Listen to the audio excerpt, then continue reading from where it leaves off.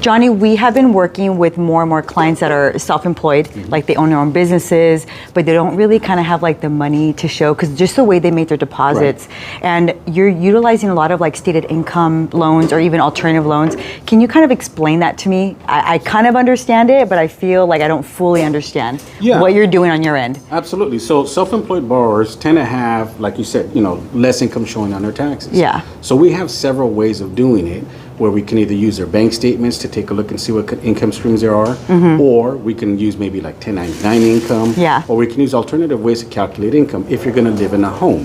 Now, there is another type of lending that we do where if you're not going to occupy the property, which is an investment property, also known as a business purpose loan, we're not looking at the buyer anymore. We're looking at the property and the income the property generates. Sometimes the property generates a little bit of income, sometimes it'll generate more, but there's always a loan that fits. Now, what's the difference? A lot of people ask me, what's the difference in it? What's the catch? Well, the rates are going to be slightly higher if you're going to live in it, and a little bit higher than that. And why is that? That's what I want to know. Because it's risk-based pricing, meaning that if you're going to live in it, you're going to put a significant amount of down payment on there, the risk goes lower.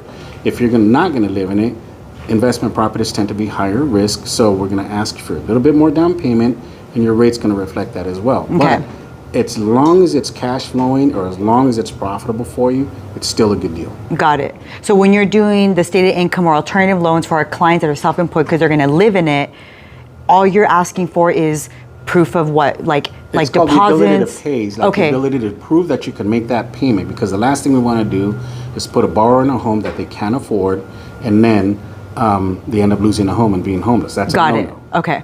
And to confirm, these are not FHA, these are not conventional, these are not agency loans. Agency loans, got it. Which is your Fannie Mae, Freddie Mac, and Fannie Mae. These are non-qualified mortgages. They're very specific. They have a different pool of investors we send to that can write their own rules. Got it. And I love that you do that, because I have a lot of entrepreneurial clients, and it's amazing to see them just get into their first home. Yeah, and honestly, these types of loans are ones that I love more than anything else. They're very great loans because we can solve a lot of problems with them. I love that. Thank you, Johnny, for sharing. I appreciate it.